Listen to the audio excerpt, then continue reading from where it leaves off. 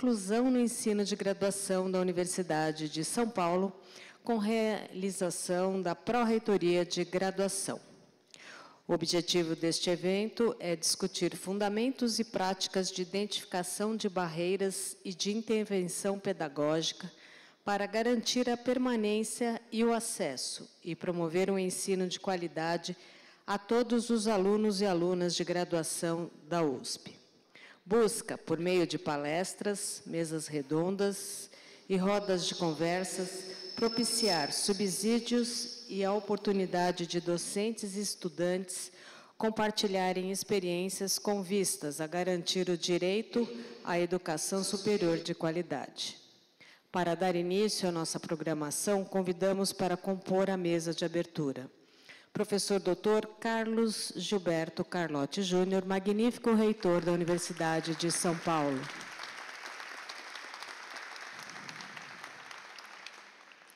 Professora doutora Maria Arminda do Nascimento Arruda, vice-reitora.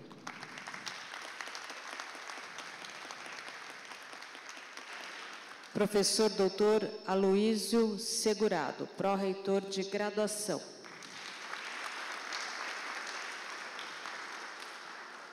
Professor doutor Marcos Garcia Neira, pró-reitor adjunto de graduação.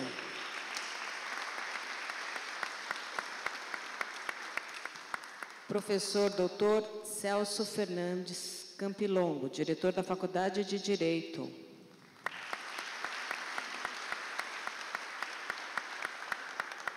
Professor doutor Inácio Poveda Velasco, assessor da Secretaria de Estado dos Direitos da Pessoa com Deficiência e professor titular da Faculdade de Direito.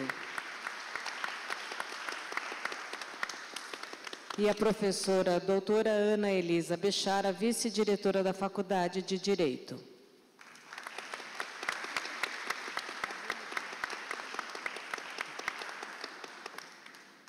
Registramos e agradecemos a presença das seguintes autoridades que se apresentaram: professora doutora Ana Lúcia Duarte Lana, pró-reitora de Inclusão e Pertencimento.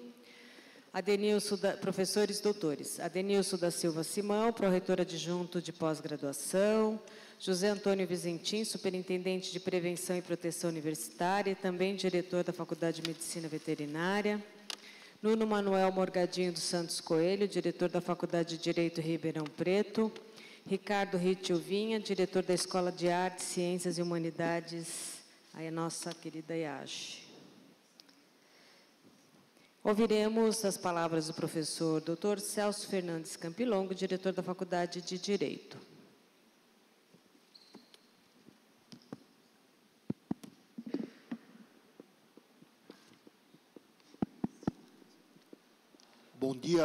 Bom dia a todos, bom dia a todas. É uma grande satisfação, uma enorme alegria para a Faculdade de Direito da Universidade de São Paulo sediar este encontro. Uma data particularmente propícia por conta da divulgação de um dos indicadores na data de ontem, que coloca a Universidade de São Paulo e a Faculdade de Direito também, assim como diversas outras unidades da nossa universidade, numa posição de muito destaque no ensino de graduação. Nós somos a universidade com as políticas de inclusão mais eficientes, mais agressivas, mais expressivas do Brasil inteiro e, portanto, sediar este encontro na Faculdade de Direito é motivo de muita honra, é motivo de muita alegria para a Faculdade de Direito. Eu comentava neste minuto com o reitor Carlotti que o fato das nossas unidades, das diversas escolas da USP, terem um desempenho assim significativo, decorre em larga escala do fato de nós sermos unidades que integram uma grande universidade. Isto faz uma diferença brutal, que evidentemente a USP explora a seu favor, é um ativo que deve ser explorado e de forma competente. Mas, minha maneira de ver, poderia explorar ainda mais do que explora. Dou um rápido exemplo a respeito disso. Há poucos dias, o diretor do Instituto de Matemática me convidou para uma reunião no IME, não sei se Sérgio Oliva está por aí, tive uma conversa com o Sérgio Oliva no IME há poucos dias. E o Sérgio me fez uma proposta. Falou, olha, Campilongo, eu gostaria muitíssimo de oferecer, o IME gostaria de oferecer à Faculdade de Direito um curso de introdução à programação. Nós já oferecemos esse curso na Poli, nós já oferecemos esse curso na FEA, e eu quero oferecer também lá na Faculdade de Direito. Você topa? Eu falei, claro que topa. Eu pensei que você fosse me pedir alguma coisa. Você está oferecendo uma proposta irrecusável e importantíssima como essa. E aí o Sérgio confessou para mim um pouco de uma consciência pesada pelo fato de que ele já tinha oferecido o curso de programação para uma outra faculdade de Direito, não importa a qual. Ele falou, não tem cabimento, que eu tenho oferecido para uma outra escola e não tenho oferecido este curso na nossa própria universidade. Nós temos uma vantagem enorme, eu poderia dar um monte de exemplos parecidos com esse, que fazem com que o fato da Faculdade de Direito estar presente neste momento de mudanças sociais, de mudanças econômicas, de especialmente mudanças tecnológicas, numa universidade poderosa como a USP, faz uma diferença fenomenal para o ensino de graduação. Portanto, por todas as razões do mundo, pela posição no RUF, pela posição da Faculdade de Direito na Universidade de São Paulo, é um enorme orgulho receber este evento. Sejam todos muito bem-vindos, sintam-se em casa. Muito obrigado.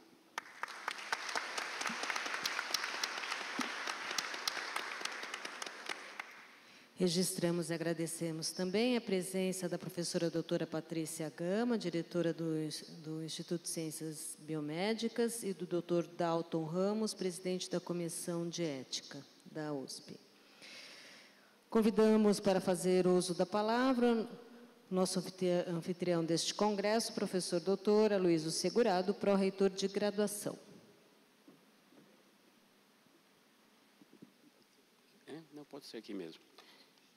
Bom dia a todas as pessoas presentes, sejam muito bem-vindos e bem-vindas à 9ª edição do Congresso de Graduação da Universidade de São Paulo, realizado no ano em que a nossa universidade comemora seus 90 anos. Eu gostaria inicialmente de saudar os componentes da mesa desta sessão solene, nosso magnífico reitor, professor Carlos Gilberto Carlotti Júnior, a professora Maria Arminda do Nascimento Arruda, excelentíssima vice-reitora da nossa universidade, professor Marcos Neira, meu colega de todas as horas, na pró-reitoria de graduação, com quem eu aprendo cotidianamente, os professores Celso Fernandes Campilongo e Ana Elisa Bechara, diretora e vice-diretora da Faculdade de Direito da USP, nossos anfitriões neste evento, que hoje nos recebem nas Arcadas, a mais antiga unidade da nossa instituição, escola de que tanto nos orgulhamos. Obrigado, professor Celso e professora Ana Elisa, por terem dado esta oportunidade aos estudantes e às estudantes dos vários campi da USP de conhecer a Faculdade de Direito do Largo de São Francisco. Saúdo também o professor Inácio Poveda Velasco, assessor da Secretaria de Estado dos Direitos da Pessoa com Deficiência e professor titular desta casa, e na pessoa da professora Nina Ranieri, presidente da Comissão de Graduação da Faculdade de Direito, estendo meus cumprimentos a todas as professoras e professores da USP, saúdo os estudantes que atenderam ao nosso convite para participar do evento, os membros do Corpo Técnico e Administrativo da USP aqui presentes, os palestrantes convidados que compartilharão conosco suas significativas experiências acadêmicas e todos os demais participantes do 9º Congresso de Graduação da USP. Considero o Congresso de Graduação da USP o momento mais importante do ano para a nossa pró-reitoria de graduação. Esta é a ocasião em que nos encontramos para discutir temas da mais alta relevância para o ensino e a formação das novas gerações de jovens que depositaram na nossa universidade sua confiança para, junto conosco, se prepararem para enfrentar os desafios da sociedade contemporânea. Para esta edição do Congresso, elegemos o tema Inclusão no Ensino de Graduação na Universidade de São Paulo, contando com a participação de ilustres convidados de nossa comunidade acadêmica e de outras instituições de ensino superior do país.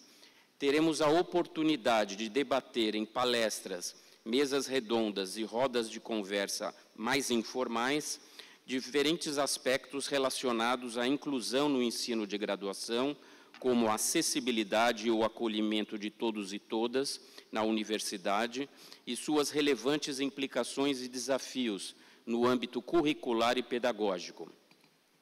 Como todos sabemos, a Constituição Federal, em seu artigo 205, reconhece a educação como direito de todos e dever do Estado, e estabelece que deva ser promovida e incentivada em colaboração com a sociedade, visando ao pleno desenvolvimento da pessoa, seu preparo para o exercício da cidadania e sua qualificação para o trabalho.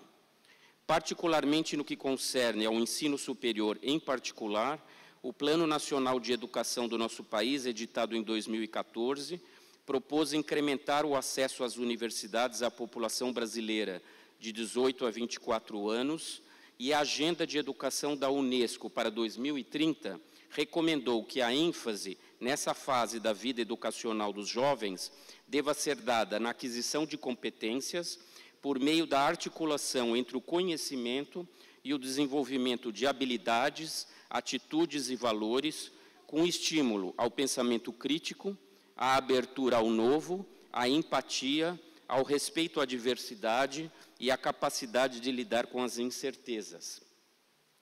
Em recente pesquisa, conduzida em 2021 pela Unesco e pelo Instituto Internacional para a Educação Superior da América Latina e o Caribe, buscou-se aferir a expectativa da população em 100 diferentes países acerca de como deveria ser o ensino superior. Seus resultados apontam para que seja acessível, com equidade de inclusão, conectado com as demandas globais, flexível, baseado na aquisição de competências, centrado no estudante e apoiado na pesquisa e na inovação. Tais expectativas, colegas, podem e devem ser atingidas pela Universidade de São Paulo com a excelência acadêmica que a define. Todas elas estão alinhadas à nossa missão, à nossa visão e aos nossos valores, que recentemente reafirmamos coletivamente. É, portanto, nosso dever buscar contemplá-las.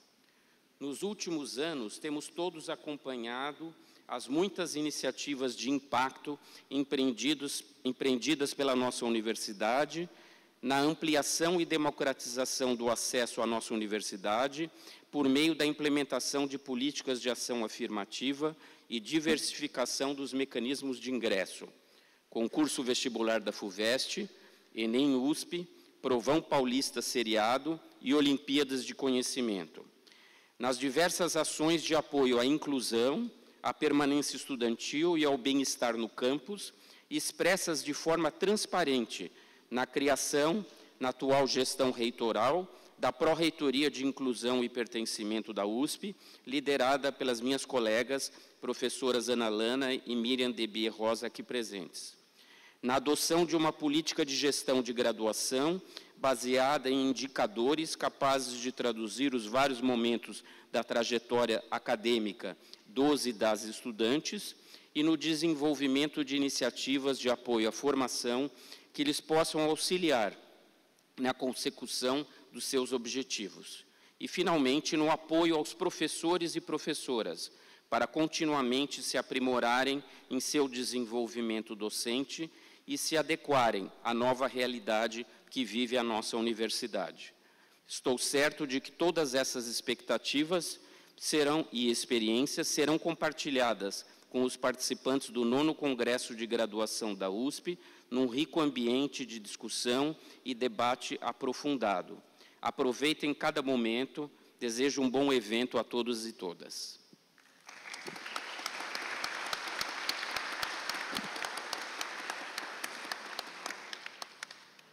Gostaríamos também de agradecer a presença dos presidentes das comissões de graduação das unidades, dos alunos de graduação, alunos de pós-graduação, funcionários, professores e membros da COGE.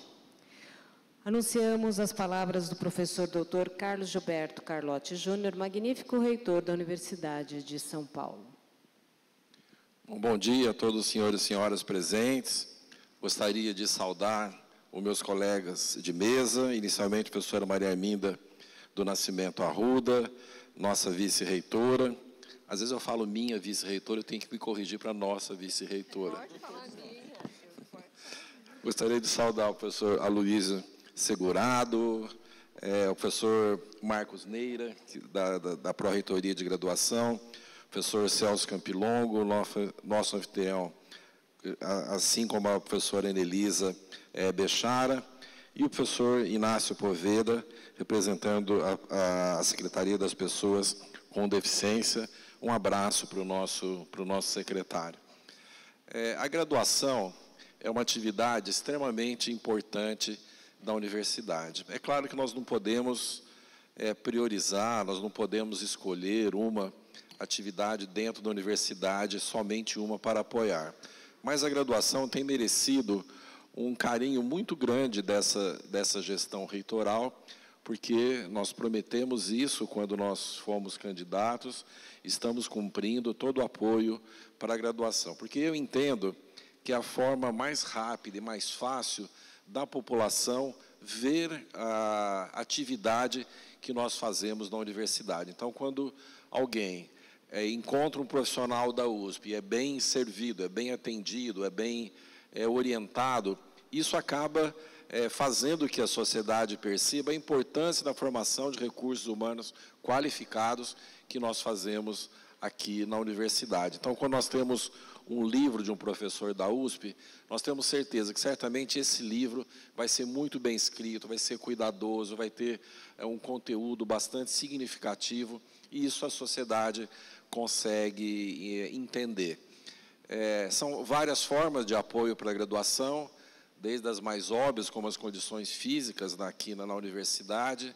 Aqui na Faculdade de Direito, por exemplo, eu posso dar dois exemplos. Aqui nas nossas costas, nós estamos fazendo uma biblioteca, onde era o prédio Cláudio Lembo, que ele foi demolido, e estamos fazendo uma biblioteca nova, que será um acervo excelente, uma biblioteca moderna, que foi programado pela Faculdade de Direito. E aqui no prédio ao lado, à direita de vocês e à minha esquerda, a faculdade adquiriu um novo prédio aqui, para ser mais uma área de ensino, principalmente para a graduação e para a pós-graduação, isso facilitando o uso de metodologias que até então nós não utilizávamos. Então, eu imagino que o ensino do direito, há uns anos atrás, todo mundo sentado, 8 horas por dia de aula, e hoje nós não podemos fazer esse modelo mais. Nós temos que fazer uma metodologia ativa, outras atividades, outros ambientes para estudo. Por exemplo, nós sabemos hoje que há alguns alunos, dependendo das suas características, precisam de um lugar isolado para estudar, que são incomodados pelo barulho, que precisa ter um tempo maior de prova. Então, tudo isso, a área física é responsável para que nós possamos empreender essas novas metodologias. Todas as unidades também estão convidadas para fazer revisão das suas estruturas curriculares. Eu acho que nós precisamos atualizar esses currículos em relação ao que a sociedade espera dos nossos alunos e a expectativa dos nossos alunos. Então, nós não podemos continuar dando a mesma aula que nós dávamos há 40 anos atrás. Nós precisamos fazer com que essa aula fale com o momento atual da nossa sociedade. Isso não só em direito, isso em todas as áreas do conhecimento.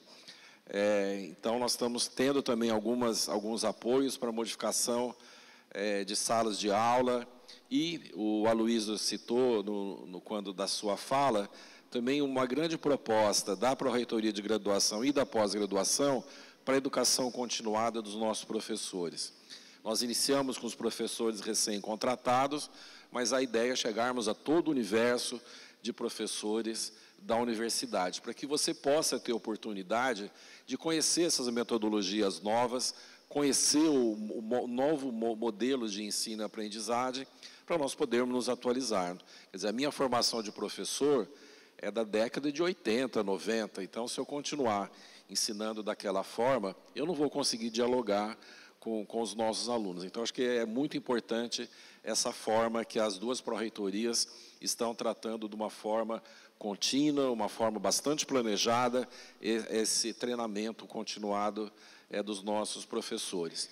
Em relação a esse evento, propriamente dito, a esse assunto, eu acho que vocês escolheram muito bem o assunto. Nós precisamos dar formação para os nossos professores, para os nossos alunos, toda uma formação global, qualificada.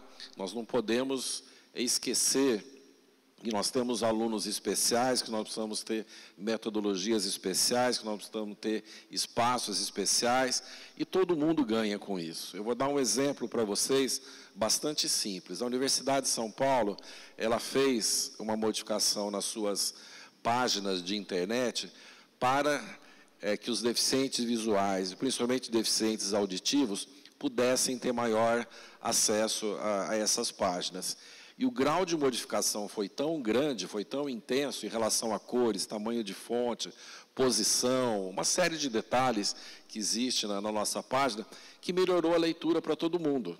Quer dizer, não é só a pessoa que tinha deficiência auditiva e visual que se beneficiou com aquela página. Todo mundo se beneficiou, porque agora a lógica de procurar na página é melhor, a lógica de cores é melhor, o acesso é mais facilitado.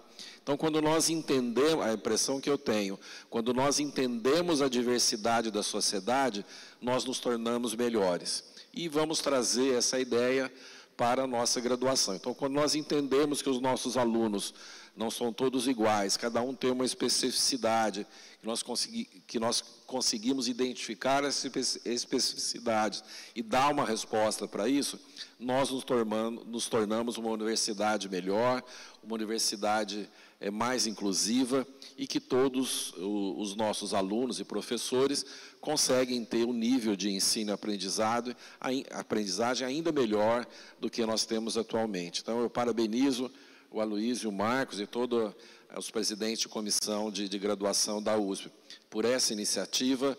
Eu acho super importante essa reunião anual, que todo mundo senta junto.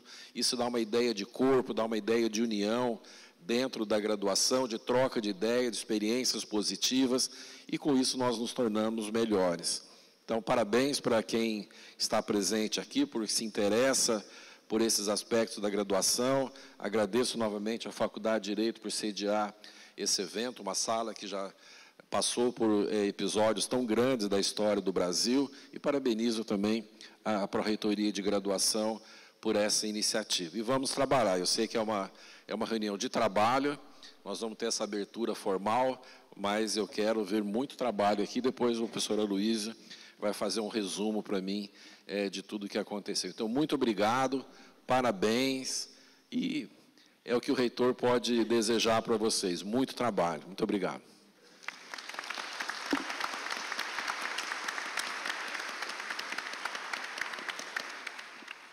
Anunciamos o encerramento desta cerimônia de abertura do Silvia, a professora Maria Arminda me corrigiu. Muito trabalho, mas muita diversão também. Anunciamos, então, o encerramento da cerimônia de abertura do 9º Congresso de Graduação da USP, nesta edição com o tema Inclusão no Ensino de Graduação na Universidade de São Paulo. Convidamos as autoridades para tomarem assento na plateia para darmos prosseguimento ao evento e convidamos a senhorita Elaine Cristina para a condução dos trabalhos a partir de agora. A Universidade de São Paulo agradece a presença de todos e deseja um ótimo evento. Obrigada.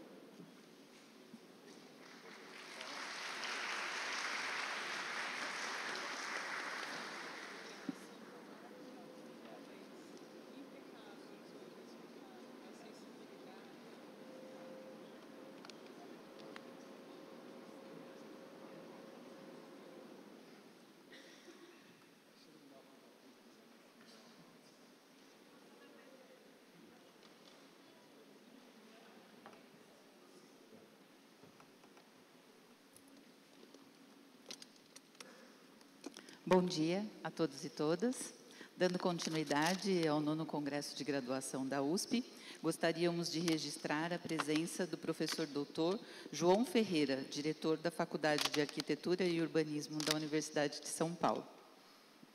Também gostaríamos de agradecer a equipe da PRG, de funcionários da PRG, em especial a senhorita Luciana e os estagiários Jennifer, Luísa e Tiago. Também agradecemos à empresa LZT Júnior, de alunos da Escola de Artes, Ciências e Humanidades, a EASH USP. Agradecimentos também à Alternativa Eventos e Locações e ao Buffet Negre.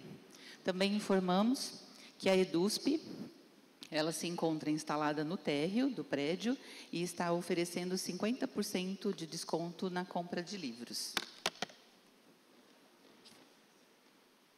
Vamos agora, então, passar para a nossa primeira atividade do dia, que é a conferência de abertura com o tema Inclusão na perspectiva da diversidade, possibilidades e desafios. Nossa palestrante é professora titular na área de Política Educacional na Faculdade de Educação da Unicamp, graduada em Pedagogia na Unicamp, mestre em Educação pela Unicamp, doutora em Educação pela USP e pós-doutora em Educação na Universidade Federal de São Paulo. É líder do Grupo de Estudos e Pesquisas em Política e Avaliação Educacional e atual vice-presidenta da região Sudeste da Sociedade Brasileira de Educação Comparada do biênio 2023-2025. Convidamos, então, à mesa a professora doutora Débora Cristina Jeffrey.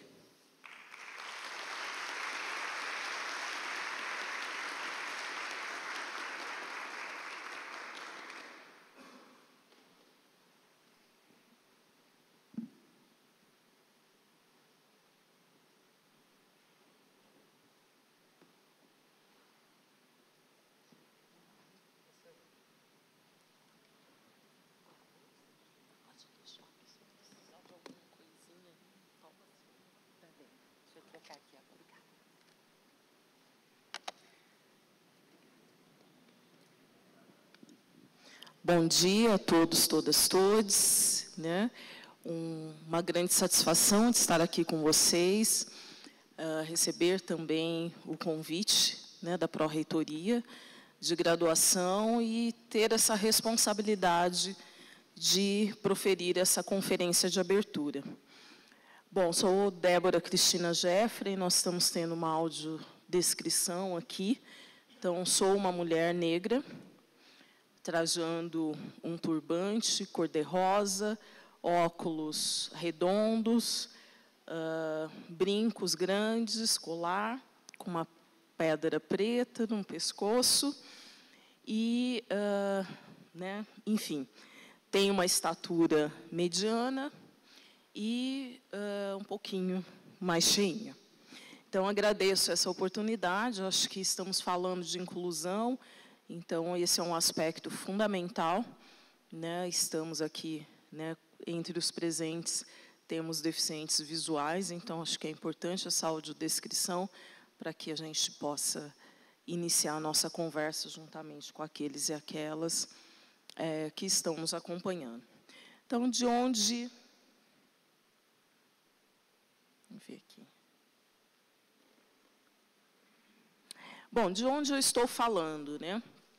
Acho que USP, Unicamp e Unesp, eu acho que tem tido pautas em comum, né, assim, próximas, nesses últimos, praticamente, 6 anos, né, principalmente pautas discutindo a inclusão, a diversidade e as ações afirmativas, né. Então, acho que somos instituições muito próximas, cronologicamente falando, né, por esse tempo institucional. E um tempo também de mudanças, não somente dessas mudanças institucionais, mas também abrindo o espaço e abrindo esta universidade, ou essas 3 universidades, a um processo muito importante de representatividade da população brasileira como um todo, especialmente a população negra. Estamos aqui também fazendo essa discussão da população representada, né, ou representativa dos PCNs, estamos falando também da população indígena e, mais recentemente, da população trans, né? Então, estamos em um processo de implementação e efetivação de direitos, né, que confere a inclusão, mas, ao mesmo tempo, um processo mais amplo da diversidade. Então, venho falar da Unicamp. Atualmente, estou diretora da Faculdade de Educação da Unicamp, tomei posse agora no mês de maio, e todos os dias ali, né, fazemos o nosso enfrentamento, né, não somente em eventos, mas também com as novas demandas que chegaram a partir de 2019, com a aprovação das cotas raciais, seguido também do vestibular indígena, e este ano aprovado, no último mês, as cotas PCDs. E estamos também, né, rumo aí, encaminhando para a aprovação das cotas trans. E esperamos que a gente possa conseguir isso no próximo ano. Então, é um processo que envolve aí muita luta, né, muito engajamento dos movimentos sociais, né, o movimento negro, o movimento indígena, né, o movimento trans que se efetiva, mas também dos coletivos e dos grupos representativos da população, né, ou do grupo compreendido ou classificado oficialmente como PCD.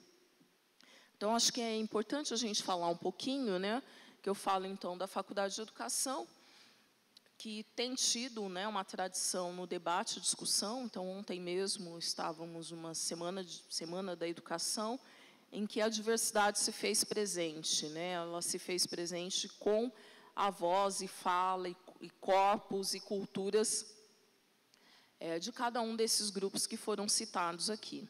E falo também do Grupo de Estudos e Pesquisas em Política e Avaliação Educacional, que é o GEPAL, o grupo no qual eu sou líder, juntamente com o professor Luiz Henrique Aguilar, e que esse ano completa 10 anos e que muitas das nossas pesquisas então, têm abordado e problematizado, especialmente no âmbito da política educacional.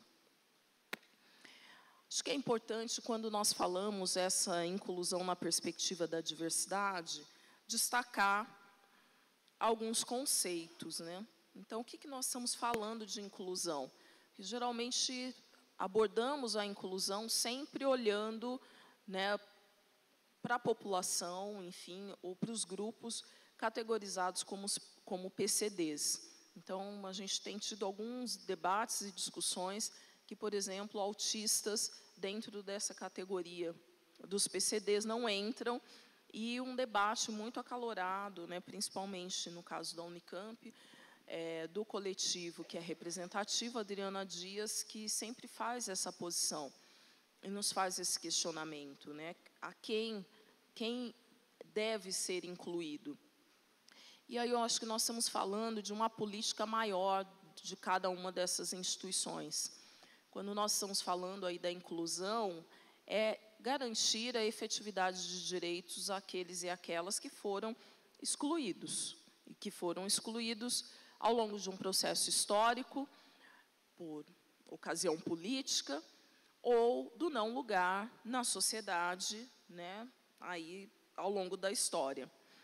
Quando nós estamos falando também de diversidade, né, e que diversidade nós nos referimos, né, então, acho que tem que fazer jus ao professor Kapengue Munanga, né, que foi agraciado aí o ano passado, né, com o título, né, de professor emérito, e que nos traz, né, e nos trouxe sempre na sua obra essa importância da diversidade, entendendo esta diversidade como esta representatividade, no caso não somente racial, não somente, né, nessa perspectiva inclusiva, né, das necessidades especiais, mas também de todos aqueles e aquelas e grupos que até então foram ou marginalizados ou excluídos, ou que estiveram em algum momento da história não representados. E eu acho que isso se faz também como um desafio,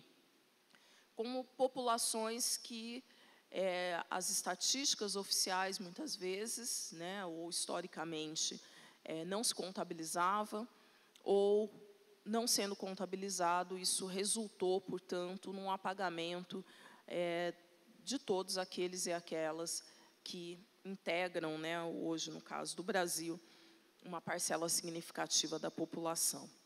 E também estamos falando de um processo de ações afirmativas, porque ter todos esses grupos citados também remete a uma ação afirmativa, de que é importante essa representatividade, mas, por outro lado, compete às instituições públicas e também, né, privadas, a garantia de que precisamos afirmar, né, mediante ações como cotas, que seriam uma dessas ações afirmativas, mas também um outro processo, né, além do acesso, mas que eu vou falar também um pouquinho depois a respeito dessa permanência, dessa representatividade e desse processo de reparação histórica. Então, nesse sentido, analisar a inclusão na perspectiva da diversidade, a gente precisa trazer todos esses três conceitos juntos. Não podemos nos referir à inclusão somente no atendimento educacional especializado, somente a garantia de acessibilidade ou somente a garantia de acesso aos inúmeros grupos que vão ou que foram historicamente segmentados ou excluídos. Mas nós temos que dar continuidade a esse processo no sentido de vincular e reconhecer essa diversidade dos grupos, essa heterogeneidade que é existente, bem como essa representatividade. Então, acho que são três conceitos importantes que precisam caminhar juntos.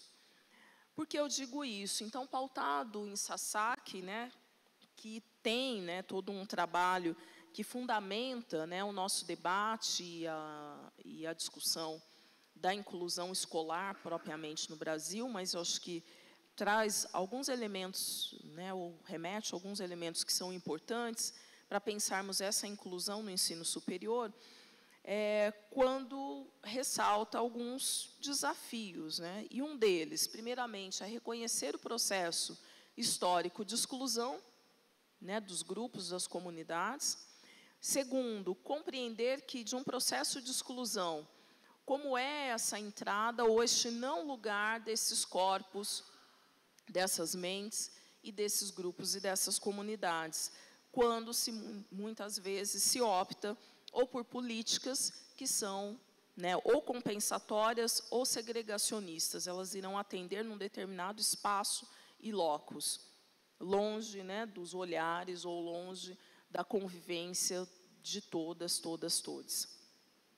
Um terceiro momento, então, né, mediante muitas vezes a lutas, né, e o engajamento de comunidades, de grupos representativos e também no próprio movimento social, o que se consegue é um avanço, né, na própria legislação que efetiva direitos, mas que, consequentemente, propiciam apenas um processo de integração.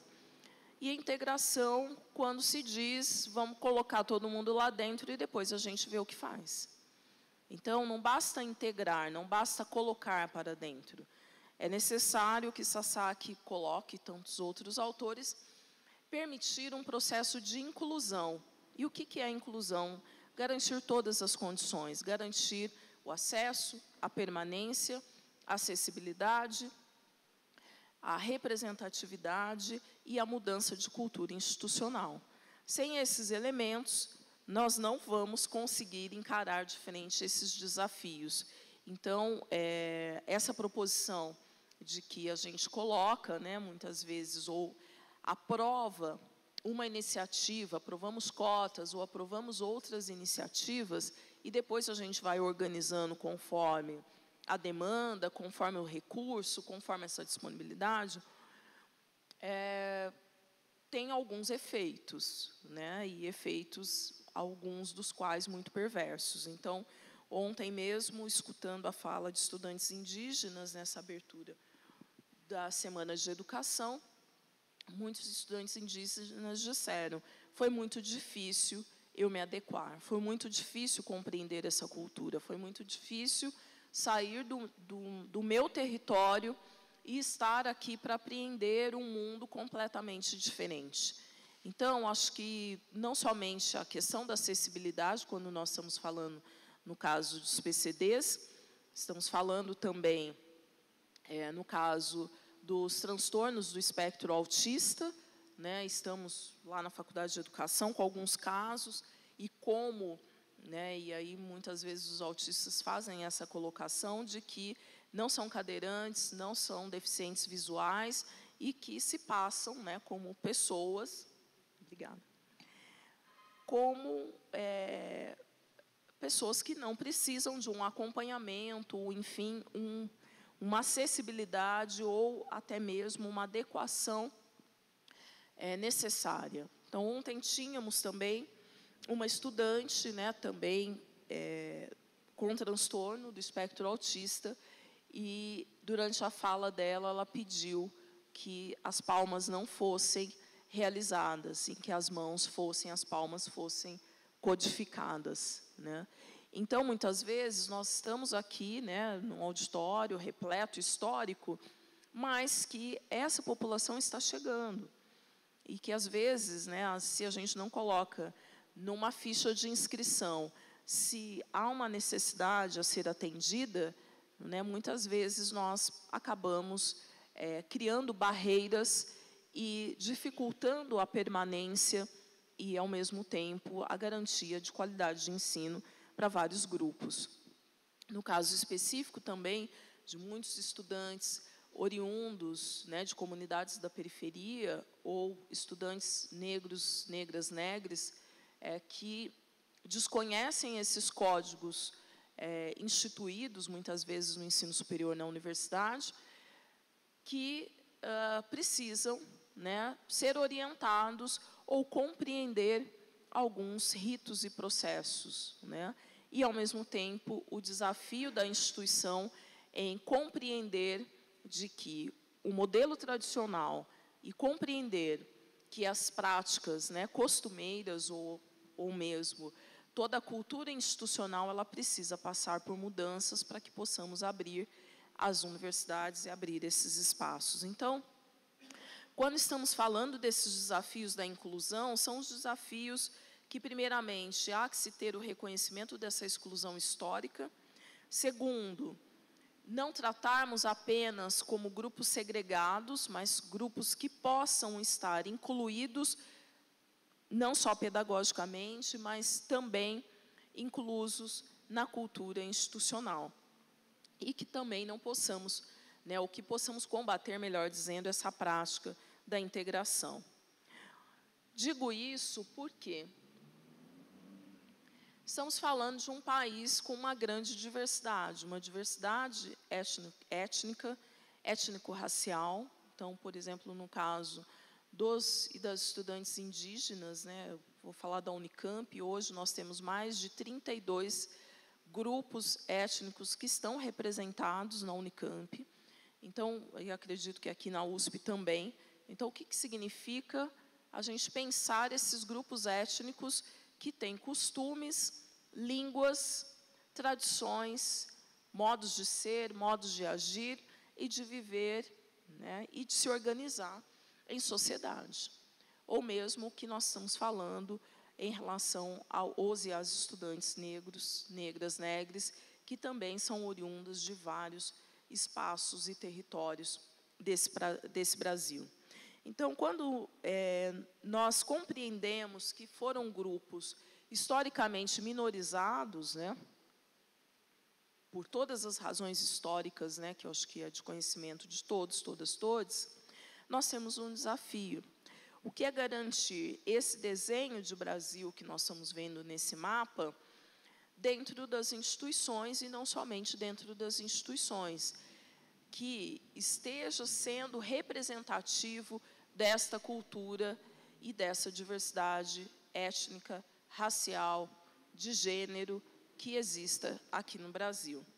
Porque o resultado de tudo isso, né, de um processo de exclusão desses grupos minorizados, resultou em processos de apagamento de história, apagamento, seja pela via da violência, seja pelo não lugar e pela não existência, né, desses grupos, como se não existissem na nossa sociedade. Então, este processo remete ao reconhecimento de que esses grupos minorizados, né, representam a sociedade brasileira e que, portanto, né, têm os seus direitos assegurados, a princípio, na Constituição Federal de 1988, reafirmados na Lei de Diretrizes e Bases e referendados também no Plano Nacional de Educação, que está aí no seu final, né, o Plano Nacional de Educação, né, ele foi, né, adiado aí o seu término para o próximo ano,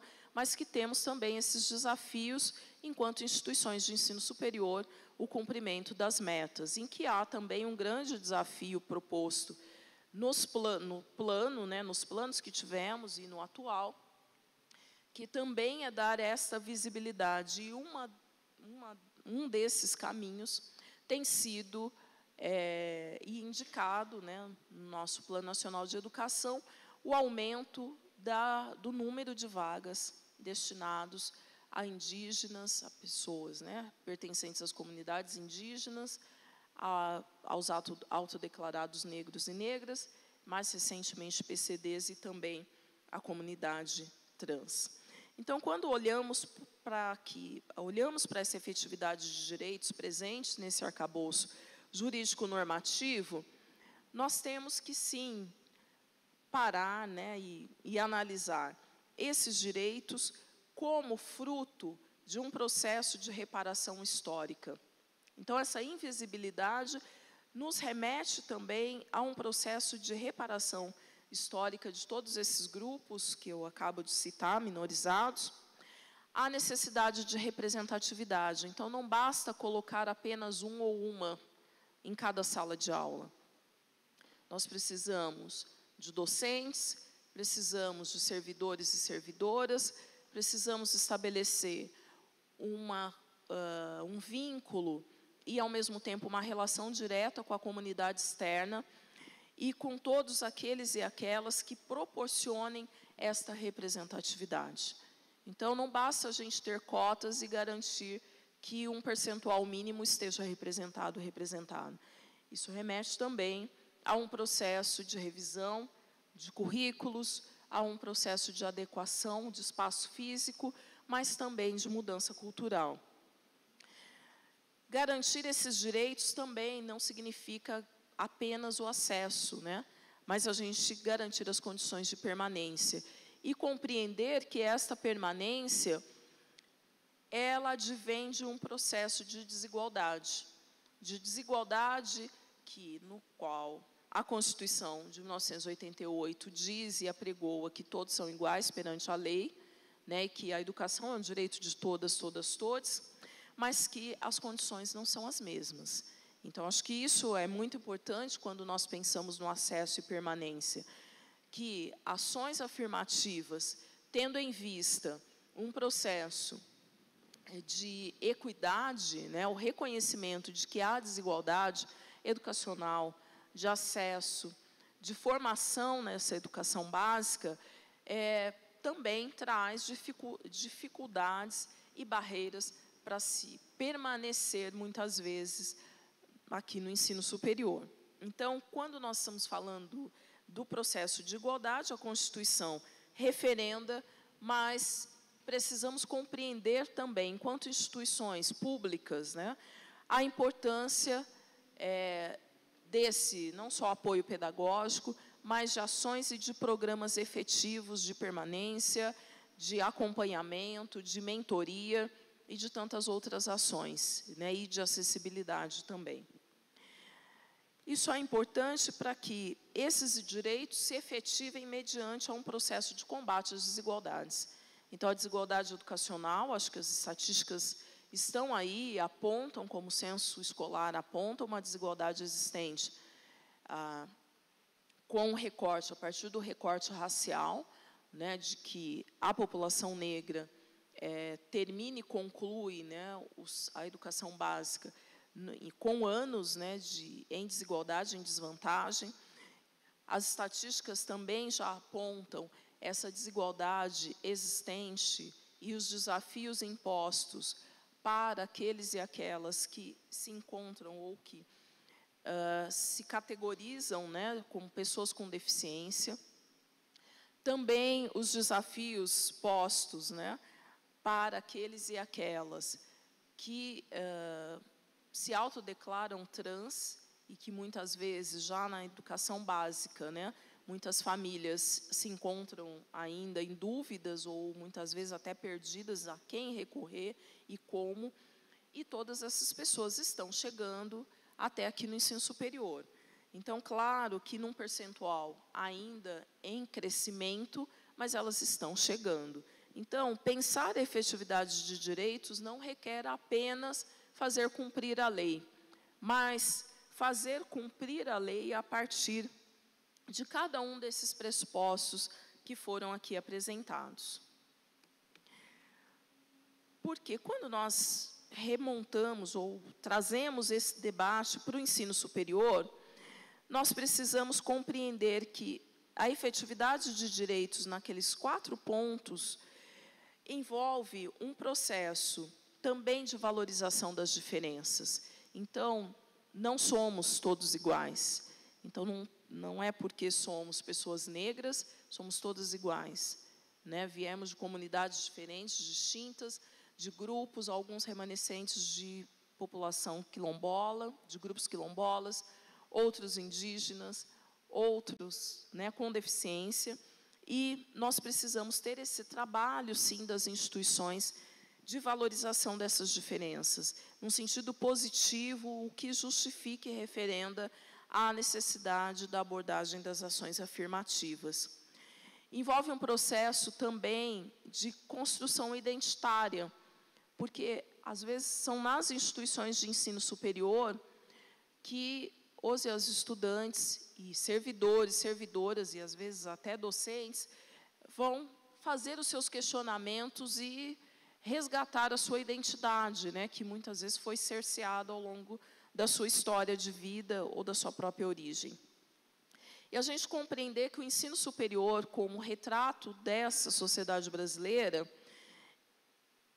envolve um processo de reconhecimento da diversidade e, ao mesmo tempo, dessa igualdade racial, né, que é o que foi bastante apregoado pelo movimento negro unificado. Então, vocês estão vendo que são peças que estão soltas, como que a gente consegue encaixá-las no sentido de garantir uma proposição de política, a política numa perspectiva de gestão universitária que se reflita diretamente nas unidades, em cada uma das unidades de ensino e, consequentemente, nos cursos e no nosso dia a dia e na relação interpessoal. Isso é importante porque precisamos, então, dentro aí dessas possibilidades e, ao mesmo tempo, desafios, estabelecer uma relação direta entre todas essas 4 dimensões. A dimensão pedagógica, a dimensão cultural, a dimensão da gestão e da política. Então, se não temos definido nas instituições qual é essa política de inclusão, o que se define como uma política de inclusão nessa perspectiva da diversidade e como isso se traduz em programas e ações, consequentemente, essa autonomia de cada uma das unidades, do ponto de vista pedagógico, e dessa autonomia que os cursos possuem, ela fica comprometida. E, consequentemente, não temos mudança ou um impacto efetivo nessa cultura. Por outro lado, a gestão também, claro, a gente sabe os desafios que envolve o recurso, a dotação orçamentária, mas também uma orientação necessária para que as unidades e, consequentemente, os cursos consigam ter um direcionamento, né, de como fazer, de como estabelecer esse processo e que essa autonomia ela é necessária, sim, mas é preciso um trabalho, um esforço que seja coletivo e com uma definição, né, que venha da política, que se expresse na gestão e, consequentemente, como isso vai ser encaminhado em âmbito pedagógico. O que eu quero dizer com tudo isso? Não basta a gente ter cotas, né, como eu disse, seja ela qual for. A gente tem cotas e a grande, né, inquietude, muitas vezes, dos e das estudantes, dos servidores e servidoras, é o que eu faço agora? Então, tem uma questão interna da própria Faculdade de Educação, e muitas vezes a gente tem servidores e servidoras que se colocam, né, questionando, eu não sei trabalhar com esta população, eu não sei o que fazer, eu não tenho formação, o que significa que nós temos problemas, né, e vamos ter barreiras, né, que precisam ser transpostas. Então, porque não sabemos o que fazer, então não atuamos, porque não temos o conhecimento curricular, então também não promovemos mudanças, porque não temos o tempo hábil de realizar as mudanças arquitetônicas e de infraestrutura, então também não vamos fazer. Mas os e as estudantes, servidores e servidoras e docentes já estão nas instituições que nós atuamos. Então, isso remete a um compromisso dessa efetividade de direitos. Então, como garantir esses direitos, se muitas vezes, né, os desafios são nossos, são internos, né, e são barreiras, ou são mitos, ou se não são mitos, muitas vezes remete a uma insegurança que, às vezes, né, nos colocamos, né, de dentro para fora. A gente vê muito isso presente, né, também, por exemplo, né, um caso aí que eu vivenciei, nos procedimentos de heteroidentificação. Então, muitas vezes, as pessoas participam das bancas, né, exige um processo de formação e de entendimento e de desconstrução de algumas ideias, né, principalmente do mito, né, que foi criado da democracia racial. Quando também nos reportamos, né, às pessoas com deficiência. Então, eu nunca trabalhei com uma pessoa cega, eu nunca trabalhei com surdo, eu nunca trabalhei com autista.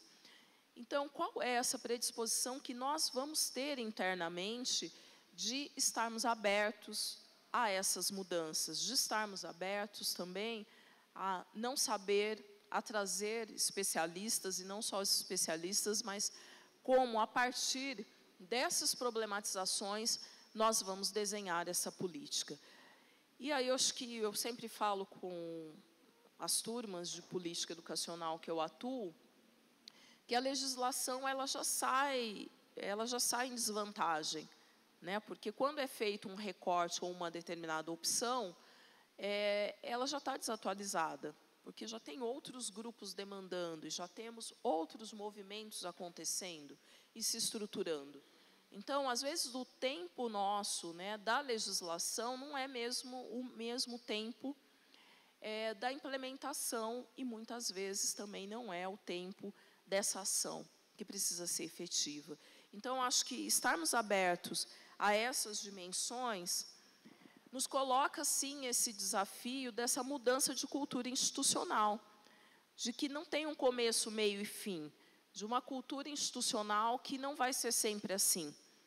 Né? Acho que a gente tem instituições com uma longa história, uma longa tradição, em que se efetivou ou se efetivaram determinadas práticas e ações que sempre deram certo. Mas se estamos abertos a essa inclusão na perspectiva da diversidade, isso não vai funcionar, gente. Não funciona. Então, a política do sempre foi assim, ou então colocamos e depois a gente pensa para ver o que vai fazer, também não vai funcionar. Porque as demandas estão, os grupos começam a se organizar, as resistências começam a aparecer e os conflitos vão sendo iminentes. Então, acho que o nosso desafio e compromisso é compreender que a gestão, aliás, a política, vai ser um processo decorrente dessa gestão. E aí a gente está falando dessa gestão universitária. aonde aparece, qual é o lugar desta política. Isso vai se refletir também nessa dimensão pedagógica, né? Porque muitas vezes a gente tem aí os coletivos indistintos, né, que vão surgindo ao longo dessa história, trazendo proposições diretamente para coordenações de curso, de que temos que mudar, temos que incluir, temos que atualizar esses currículos, temos que permitir com que essas vozes, até então caladas, né, e não presentes, estejam aqui. Então, como que nós vamos fazer isso? Na base do conflito ou no entendimento de que todos esses grupos já estão aqui e vamos estabelecer esse desafio, errando, mas buscando acertar, revendo, reconstruindo, desconstruindo, ressignificando, né, as nossas práticas e as nossas ações. E aí eu acho que é importante a gente dinamizar e compreender, né, pulei um aqui, de que grupos nós estamos falando, gente. Então, não é somente, né, dos PCDs, não é somente da população negra que nós estamos falando, mas hoje nós temos todas essas bandeiras e tantas outras que talvez existam e não couberam aqui, que nós estamos falando, né? Estamos falando também hoje da população de refugiados, que é significativa, né? Na Unicamp hoje nós temos uma cátedra de refugiados, o poder público está tendo que atuar nesse sentido, né, dos refugiados, dos imigrantes que estão aqui presentes também, dos seus filhos, né, dos seus descendentes, que já têm nacionalidade brasileira, mas que também enfrentam todos esses desafios do racismo, do preconceito, da discriminação, da população, né, PCD como um todo, e que vivencia um dia a dia que muitas vezes essa cidade, né, e aí remetendo aí a Paulo Freire quando vai falar da cidade educadora, muitas vezes também não está preparada, desde o transporte público que esse OS Estudante vai utilizar para chegar até aqui, até mesmo os desafios, né, arquitetônicos e interrelacionais. Então, nós temos, né, que olhar também essas bandeiras, mas olhar essas bandeiras no sentido de que não basta não basta integrar, é preciso incluir.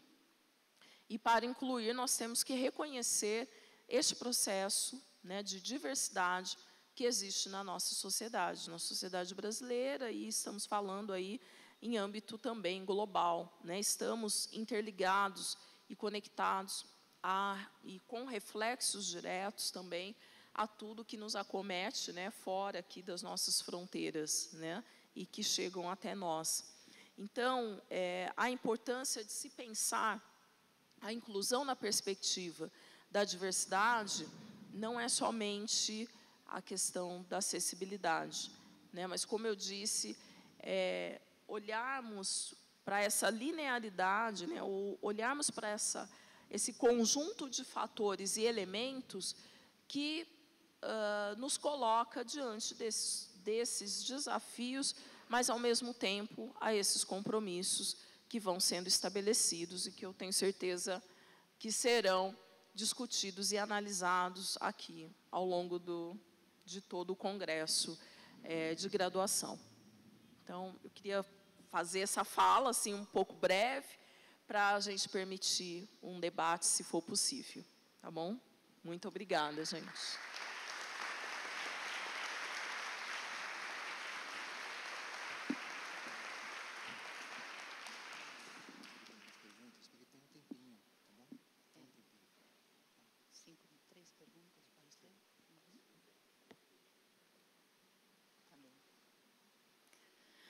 Bom, nosso muito obrigada, professora Débora Jeffrey.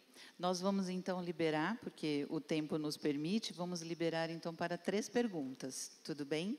Eu vou, como a gente não tinha previsto isso, eu vou ter que passar o meu microfone. Então, por favor, as 3 pessoas levantem as mãos e a gente vai até lá. Obrigada.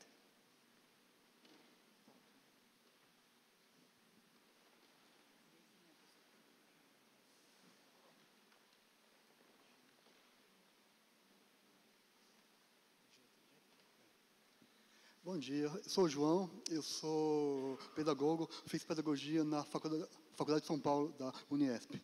E também fui aluno da USP como aluno especial. Estudei na FEUSP, professor Pedro Jacobi, estudei na FEFELEST, no IP, na Saúde Pública, IPEM e outras, né? Lá na USP, 52% dos vestibulantes entrantes vêm de escola pública. O mesmo ocorre na Unicamp. Qual é a porcentagem de oriundos de escola pública e negros? E também, se possível, dê um panorama do Brasil, das federais e estaduais. Vocês querem fazer em bloco ou vou respondendo? Vou respondendo, tá bom. Bom, a Unicamp, né, nós temos hoje o percentual de pessoas, né, que se autodeclaram negros e negras. A gente está aí, acho que por volta de quase 27%, né, que se autodeclara. E aí a gente tem que dividir isso, né, daqueles que ingressam, que optam por cotas e os que entram pela ampla concorrência. Acho que a gente também tem esse desafio de olhar a pós-graduação, né, que também nós tivemos as cotas aprovadas o ano passado, né, mas ainda com a autonomia dos programas de pós. Oriundos de escolas públicas, né, por volta de, acho que é 55% hoje, né, a Unicamp. Antes de você começar depois a eu sua fala, corrijo aqui se eu estiver equivocada, mas é isso. Então, já temos mais de 50% de estudantes oriundos de escola pública. Eu acho que esse é um dado importante para a gente fazer a colocação, porque que escola pública que nós estamos falando, né? Porque hoje, por exemplo, no caso da Unicamp, eu não sei aqui na USP, os estudantes oriundos de escola pública podem, né, e bonificam já na Unicamp há mais de 15 anos, tem uma bonificação, e aí nós temos estudantes que também são oriundos dos colégios técnicos, né? Então, acho que é um número que a gente tem que abrir para verificar, de fato, são escolas públicas, mas de que bairros, que localidades e que regiões, e como isso faz a diferença.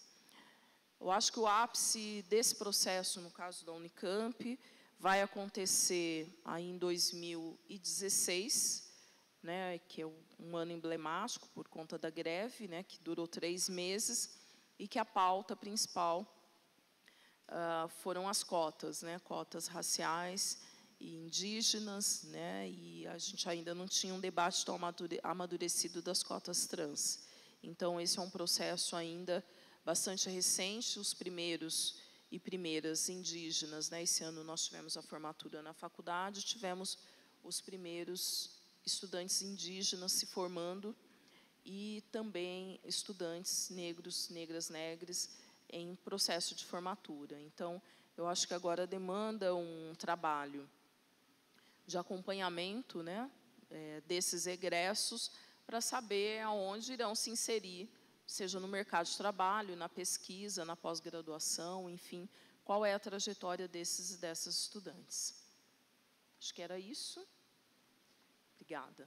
Pode ser? Bom dia, obrigada pela sua fala maravilhosa. Meu nome é Maíra, eu sou docente da Escola de Engenharia de São Carlos e eu sou a atual presidente da Comissão de Inclusão e Pertencimento. Eu gostei muito da sua fala sobre a política que precisam ser implementadas com relação ao pertencimento, né? Não somente a inclusão. Então, é esse debate que eu gostaria de trazer à tona, do desafio que a gente enfrenta no dia a dia. Então, a gente consegue, hoje em dia, fazer resoluções para atender os TEAs, para falar o que vocês precisam de acessibilidade pedagógica. A gente consegue instituir as cotas e colocar o pessoal da escola pública, a questão de cota racial, a gente consegue trazer para dentro da universidade. Mas aí eu entro na minha sala de aula, e aí tem um grupinho de meninos brancos, aí tem um outro grupinho de meninas brancas, aí tem o grupo que mora numa loja. totalmente segregados. E aí eu vou na formatura festiva, são 15 alunos que puderam pagar pelaquela formatura. Então, a gente continua tendo uma universidade, um dia a dia elitista. Como que a gente consegue combater isso para além das resoluções e das cotas e das legislações? A gente precisa educar as pessoas, concordo, mas é urgente. Como? Você tem alguma dica? Bom, gente, não tem dica, né? Eu acho que... Enfim, o que eu posso falar para você? Né? Eu acho que cada instituição tem uma cultura, né? Que a gente fala muito lá da gestão da cultura instituída e instituinte, né?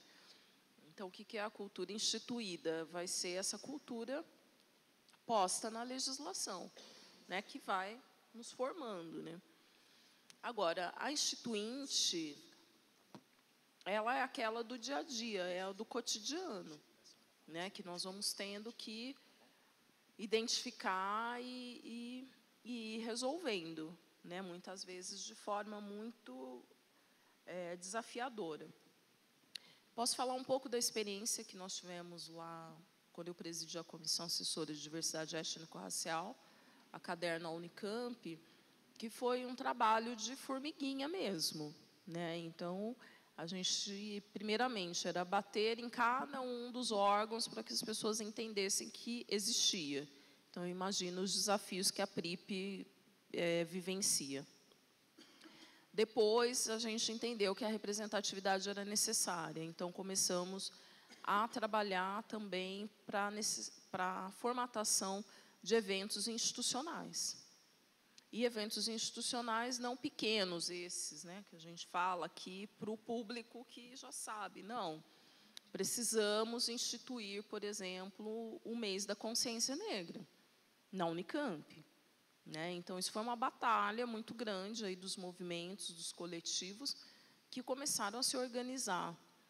A gente tem um trabalho muito interessante, né, também com os coletivos que vão se formando, né? Não sei se aqui se chamam os coletivos, mas, enfim, os grupos organizados, porque são eles que muitas vezes acolhem a demanda, né? Ou acolhem essa estudante que não se sente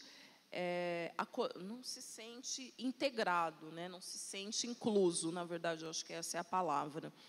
Então, também essa parceria com esses grupos é muito importante, porque eles vão dando o tom e o direcionamento real do que, de fato, está acontecendo, e até para ajudar a pensar. Eu não trouxe aqui, né, mas, enfim, acho que é resultante da minha tese de titular, esse desafio, né, e aí eu fiz esse debate da política de ações afirmativas para a Unicamp e da Unicamp, né, dizendo que a gente não tem a política aberta para essa diversidade e a política aberta para quando nós falamos de ações afirmativas. E também não temos ela ainda formatada para a inclusão. Então, tem um modelo. Mas, no caso aí que eu me referi, né, ao grupo 12 das estudantes negros, negras, negres da comunidade negra da Unicamp, a gente tinha esse entendimento de que essa cultura precisava ser expressa e traduzida. Então, essa parceria com coletivos, né, que dão esse termômetro para pensar em ações, muitas vezes efetivas, de troca, além da presença dos coletivos, os eventos, essas ações que hoje, mesmo que eu tenho um grupo muito pequeno, mas você vai tendo multiplicadores. E nós organizamos também uma disciplina que existe até hoje, que chama Africanidades Brasileiras. Então, a gente entendeu que não adiantava fazer só a ação mais ampla, né, do ponto de vista da gestão. A gente precisava dar formação multiplicadora. Então, uma disciplina que a gente já atua há 4 anos nessa disciplina, e temos estudantes de todas as áreas de conhecimento. Né, uma disciplina que é eletiva, mas atuamos nessa forma, nesse sentido de que, você não sabe, mas você passa a saber. Né, e a proposta final é pensar uma ação, né, de uma ação afirmativa mesmo para a própria universidade. Então, passar a problematizar isso, independente se o estudante é branco, negro, indígena, enfim, qual grupo racial ele pertence.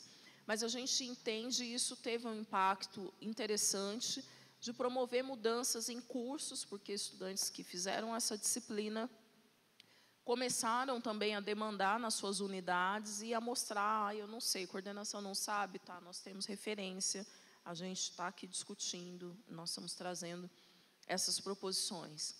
E no caso dos servidores e servidoras, o período que eu estive lá à frente da CADER, nós promovemos principalmente junto aos órgãos que têm um contato direto com os e as estudantes. Então, a gente fez um trabalho de formação. Então, fizemos uma parceria com o Centro de Referência de Combate ao Racismo e Intolerância Religiosa de Campinas, e que é uma pedagoga, né, que é a responsável, então ela atuou, né, juntamente com a advogada que atua lá, e deram essa formação, né, no caso nosso foi diretoria, atendimento, pessoal do SAP, né, que é o atendimento do apoio, né, psicológico, também o pessoal de atendimento, né, o serviço de apoio aos estudantes, e foi uma experiência muito rica, porque a gente escutava os depoimentos das servidoras e servidores, a gente falando, não estou acreditando que eles não tinham essa percepção de que algumas ações remetiam a preconceito, discriminação e racismo. Né? Então, a partir do curso, e às vezes as pessoas vinham falar com a gente no final do curso, né? No final da aula, do encontro. Isso foi remoto durante a pandemia, e muitas vezes começavam a trazer suas inquietudes. Então, se a gente também não trabalhar com servidores e servidoras, a gente está referendando. É um ciclo. Né? Nessa disciplina também de africanidades, a gente tivemos, né, também situações extremas de que os estudantes, alguns e algumas, né, tem um módulo que a gente discute sobre o racismo institucional, e os depoimentos vão pipocando. Então, é um período muito duro da disciplina e eles vão pipocando. Então, quem não imaginava que tinha, passa a ouvir o depoimento, né? E algumas estudantes, a partir dessa aula, vão começando a entender que o movimento é coletivo. Então, chegaram a montar repúblicas, né, que têm essa conotação da representatividade. Ao mesmo tempo, nos chegou também situações de estudantes falar, olha, eu não estou aguentando mais. Eu pensei em atentar contra a minha vida. Então, às vezes, gente, são situações que a gente acha que está tudo bem, a pessoa está lá dentro, e relatos intensos de solidão e de não se enxergar, né? Então, recentemente, uma outra disciplina que eu atuo, a estudante trazer a seguinte fala, olha, eu vim do ensino médio, né, o João perguntou aqui sobre a escola pública, eu vim de uma escola pública, dos meus 10 amigos, ninguém queria prestar um vestibular e ninguém se via dentro de uma universidade. Ela falou, eu prestei por prestar, passei, e ela falou, eu também não acreditava que seria uma estudante negra. Eu também não acreditei. E ela disse que começou a ter sonhos e pesadelos que ela não conseguia entrar dentro da Unicamp. Né? Então, ela foi entendendo ao longo aí do seu dia a dia os desafios, claro, que ela teria, mas a importância desse acolhimento. Né? Também tem uma amiga que atua num setor, né, de apoio a deficientes visuais, em que traz esse relato também de um estudante que opta por fazer fono e agora? Como é que o curso se estrutura? Né? Então, ela tinha que fazer todo um acompanhamento para permitir que esse estudante, e atualmente ela tem atendido outras, né, estudantes, possam ter um mínimo, ou ao menos, né, um mínimo de autonomia para poder realizar o seu curso e poder vivenciar as experiências dentro da universidade. Então, eu entendo que assim, não dá para ser somente a legislação, isso precisa ser construído coletivamente. Se não for, gente, não, a gente está chovendo no molhado. Por melhor boa vontade que a gente possa ter, é trabalhoso? É, porque isso demanda muitas reuniões, demanda muitas conversas, demanda negociações, muitas vezes, não é um processo tão simples, mas que, ao final, as pessoas participam e passam a entender que fazer política não é algo tão simples, e passam a entender também a própria instituição. Então, acho que a gente compartilha isso, né, e propicia, né, muitas vezes, um processo de negociação que tem que ser feito. Né? Nós vamos aprovar determinados encaminhamentos, mas, tá, como é que a gente vai colocar isso em prática? Às vezes, a gente depende do servidor ou da servidora que não tem formação, ou às vezes servidor, servidora que prestou um concurso e que falou, não vou estudar mais, tá bom assim. Como é que a gente vai incentivando, né, esse processo formativo? Às vezes, a unidade vai ter que parar. Vai ter que parar para discutir sobre isso, vai ter que parar para ter formação, vai ter que parar para ver que está dando tudo errado. Né? Mas é isso. Então, assim, não tem uma receita e também não tem como é que a gente age. Eu acho que a cada situação é uma forma de resolução, mas o que facilita muito a política, porque a partir do momento que as pessoas entendem que há uma predisposição da universidade, que isso está lá, está documentado, isso está no regimento da universidade, isso está do regimento, nas resoluções, nas tratativas que vão sendo feitas, as pessoas vão entendendo que é para valer.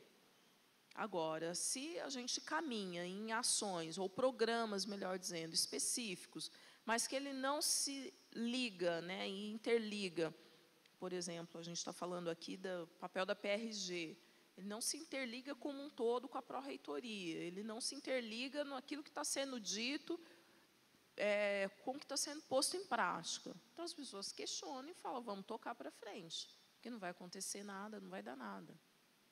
Né? Então, eu acho que nós precisamos ter esta percepção, né, que a universidade queremos e como nós estamos atuando nesse sentido, né? Porque a gente tem um modelo que sempre funcionou, sempre deu certo, as coisas sempre funcionaram, mas, ao mesmo tempo, a gente está em rota de colisão, né? Com grupos que não estavam aqui antes, que não tinham este lugar e que passam a ter lugar e que são demandantes de uma outra epistemologia, de um outro modo de ser e uma outra administração universitária, que é um tanto distinta.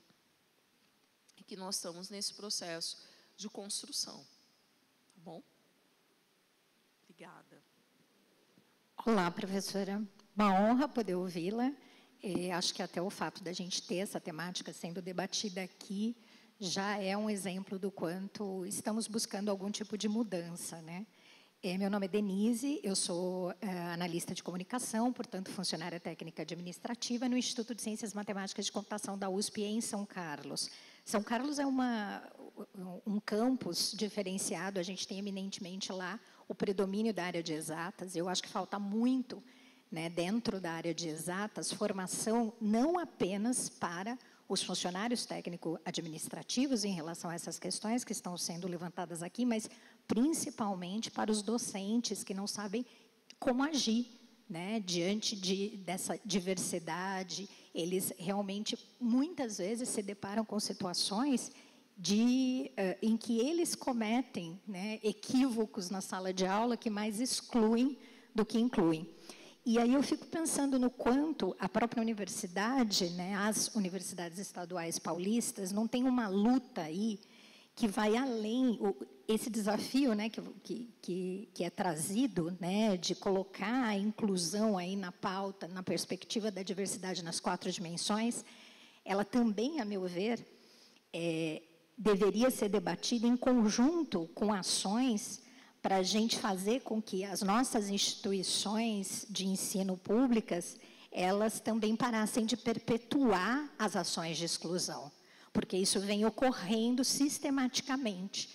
Então, não é porque a gente está falando aqui da necessidade da gente, né, permanecer, da gente incluir dentro, mas a gente tem que pensar que a gente está excluindo, a gente tem mecanismos de exclusão sistemáticos sendo utilizados dentro das nossas instituições cotidianamente. Alguns exemplos. Feira USP e as Profissões, esse ano, foi um exemplo típico de como excluir a população, de entender o que é a USP, né, como são os cursos da USP.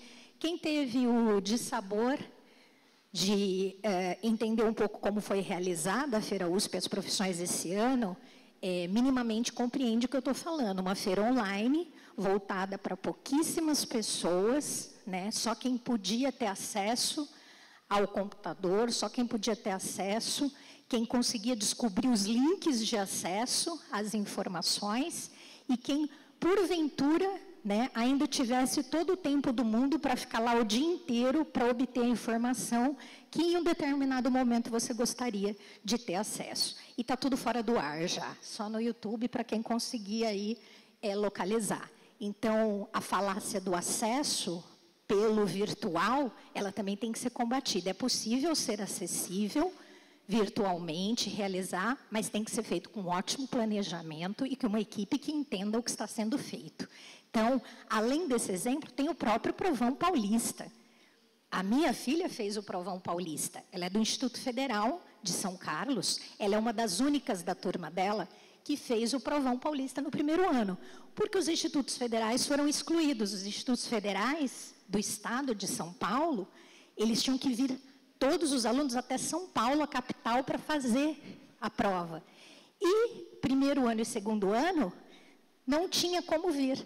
Minha filha veio porque ela tinha condições de vir. E ela fala, eu sou o exemplo da exclusão da universidade pública. Quantos, como eu, tiveram condições de fazer o Provão Paulista no primeiro ano do ensino médio? Dá para contar no dedo. E esse ano, quem não fez no primeiro ano, não pôde fazer porque é seriado. Estamos continuando a política de exclusão que existe. A gente está perpetuando uma história. A gente continua fazendo isso. E isso, para mim, tem que ser uma luta em conjunto com tudo isso que a gente está discutindo. Muito obrigada.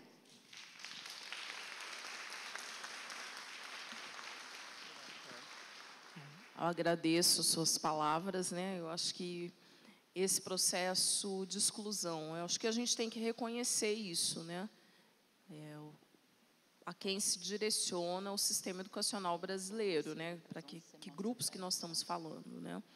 Então, quem chega aqui já transpôs aí muita coisa, muita barreira, seja ela da acessibilidade, seja da desigualdade educacional,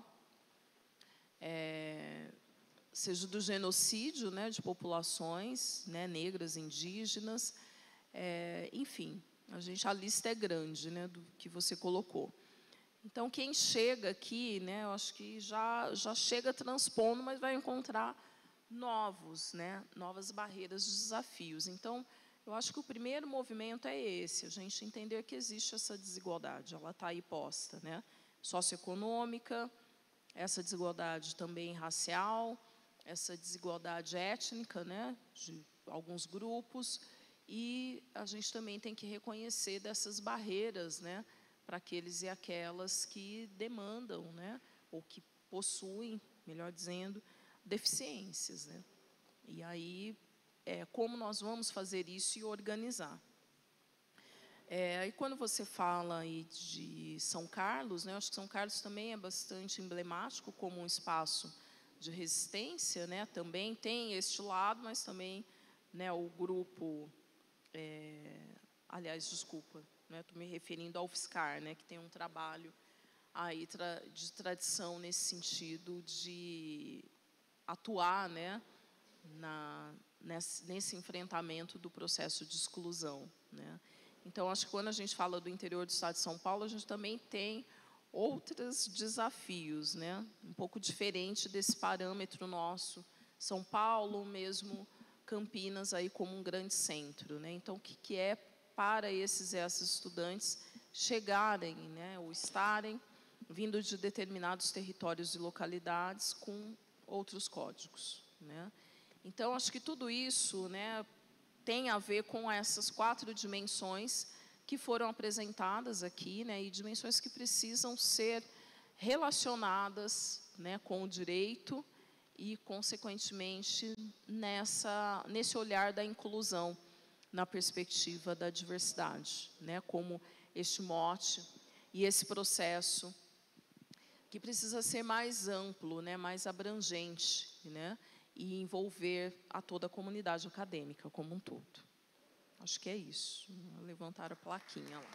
Agradeço. Obrigada.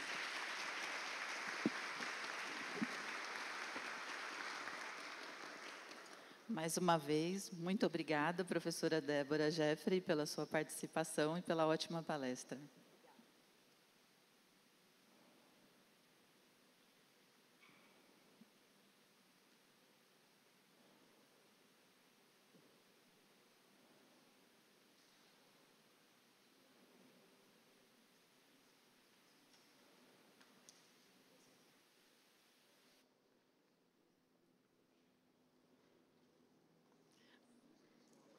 Isso. Bom, um minuto de atenção, por favor. Nós vamos agora para a nossa próxima atividade, que é a apresentação de pôsteres. E para os apresentadores e apresentadoras de pôsteres, houve uma pequena modificação. Vocês foram orientados a trazer um pendrive. Então, não vai mais precisar disso por problemas técnicos nas TVs. Todos os arquivos já estão nas respectivas TVs. E o número da TV respectiva foi enviado por e-mail. Mas fiquem tranquilos, tranquilas, que existe uma equipe que, se vocês não encontrarem a TV, vocês podem, eles vão estar lá para auxiliar vocês. Então, essa atividade ela vai acontecer no hall do segundo andar, tá? E aí ela vai acontecer até o 12h15. Após o 12h15, nós vamos ter um intervalo para o almoço, que vai ser servido aqui, no hall do primeiro andar. E após o almoço, que vai ser às 13h30, nós voltamos aqui para o Salão Nobre, porque nós vamos ter uma belíssima apresentação da Orquestra de Câmara da ECA USP. Então, nos vemos aqui novamente às 13h30. Boas atividades.